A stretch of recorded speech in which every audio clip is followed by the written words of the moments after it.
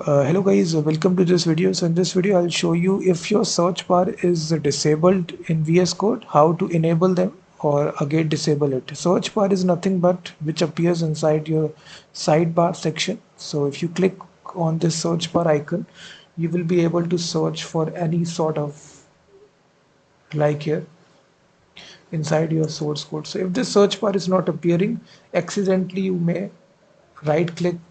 So just go to the search this sidebar and just make sure that this option has been selected, this search bar. If by mistake you have disabled this, so now the search bar is missing right here, now it has been disabled. So in this easy way you can toggle the visibility of search bar. Simply go to the sidebar section, right click and simply say search, and now the search bar is again back. Or you can even go to the menu option of view and you will also see this search option appearing right here as well. You can even toggle this as well. So if by mistake it is disabled here, you can go to the view menu and then simply click search, and again your search bar will be back. So now to enable it permanently, you need to simply click the search option. So now you can access your search bar.